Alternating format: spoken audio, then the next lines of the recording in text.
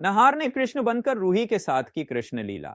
तभी यह देखकर लाल किशोर ने नहर पर किया जानलेवा हमला और तभी रूही ने नहर की जान बचाकर लाल किशोर को किया पुलिस के हवाले और दादी का काला सच आया सभी के सामने।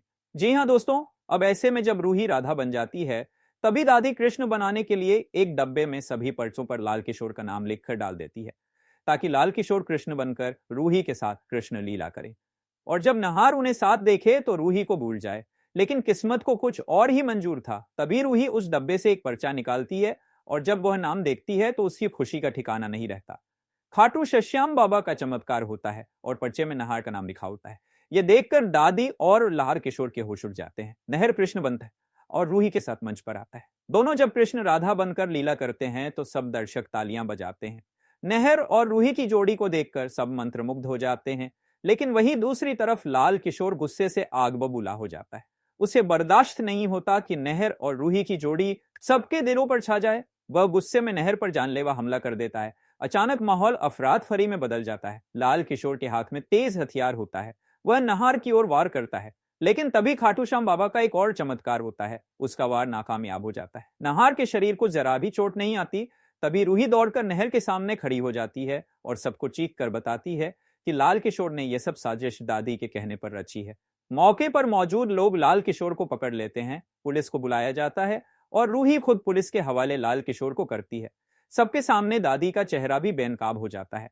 अब परिवार को समझ आता है कि दादी और लाल किशोर मिलकर नहर और रूही को अलग करना चाहते थे। कृष्ण लीला वहीं समाप्त हो जाती है और लोग अपने अपने घर चले जाते हैं। परिवार के लोग भी थके हुए अपने अपने कमरों में सोने चले जाते हैं। लेकिन दादी और लाल किशोर की हार उन्हें चैन से सोने नहीं देती। अगले दिन सुबह दादी और राम किशोर यानी लाल किशोर फिर से बैठकर नहर और रूही को हमेशा हमेशा के लिए अलग करने की नई चाल चलते हैं। दादी कहती है, ध्यान रहे रूही को भनक भी ना लगे कि यह शादी असली है, वरना वो मंडप में बैठने से साफ इनकार कर देगी। राम किशोर आत्मविश्वास से जवाब देता है, आप चिंता मत करो दादी।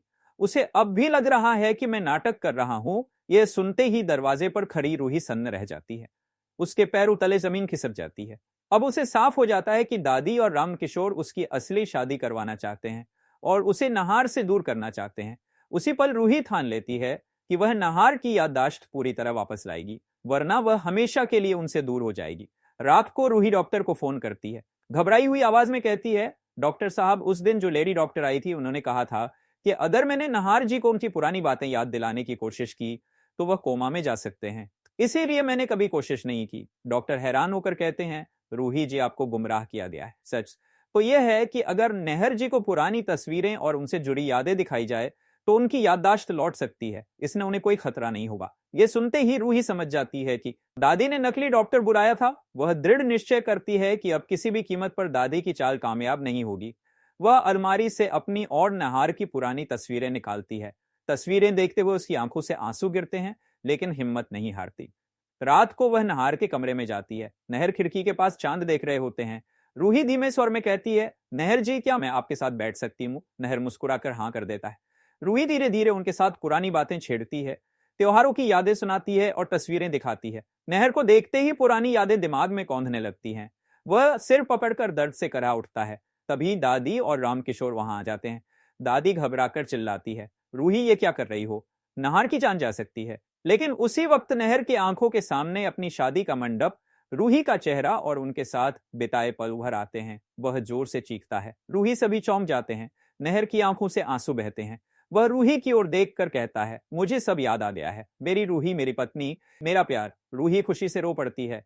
परिवार के बाकी लोग भी इकट्ठा हो जाते हैं। नहर गुस्से से दादी और रामकिशोर की ओर देखकर कहता है, तुम दोनों ने मुझे मेरी रूही से दूर करने की साजिश रची। नकली डॉक्टर बुलाए, झूठ बोला और इस घर की इज्जत से खेला। अब तुम्हारा इस घर में कोई हक नहीं।